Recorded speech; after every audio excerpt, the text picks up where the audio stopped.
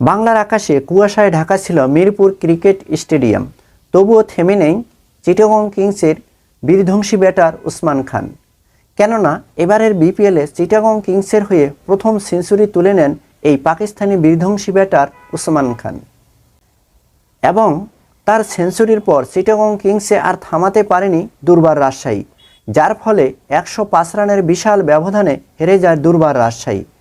শুক্রবার টসে জিতে ব্যাট করার জন্য চিটাগং কিংসকে পাঠিয়ে দেন রাজশাহীর অধিনায়ক এনামুল হক বিজয়, কিন্তু প্রথম দিক থেকেই মারমুখী হয়ে মাঠে আসেন চিটাগং কিংসের পাকিস্তানি ব্যাটার উসমান খান এবং তার বিধ্বংসী ব্যাটিংয়ে মাত্র 48 বল খেয়ে এবারের বিপিএলে প্রথম সেঞ্চুরি তুলে দেন চিটাগং কিংসের হাতে এবং 62 বলে 13টি 4 ও 6টি ছক্কা দিয়ে 123 রান করেন এই পাকিস্তানি ব্যাটার উসমান খান।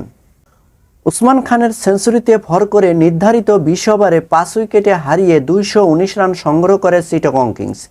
বিপিএলের ইতিহাসে মিরপুর শেরেবাংলায় এটি প্রথম দলের সর্বোচ্চ রানের রেকর্ড এবং এই চিটাগং কিংসের বীরধ্বংসী ব্যাটারকে মোকাবেলা করতে গিয়ে রাজশাহীর পক্ষ থেকে তাসকিন আহমেদ নেন 2টি উইকেট।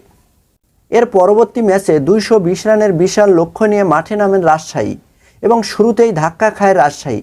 দলীয় 9 রানে 5 বলে 8 রান করে আউট হন সাব্বির হোসেন।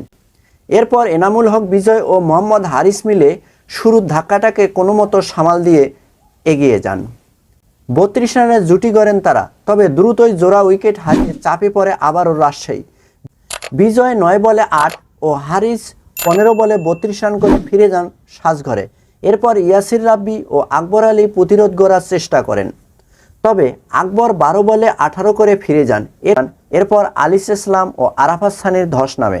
রাজশাহীর ব্যাটিং লাইনে 31 রানের মধ্যে 6 উইকেট হারিয়ে 17 ওভার 1 বলে 114 রানে গুটিয়ে যায় রাজশাহী।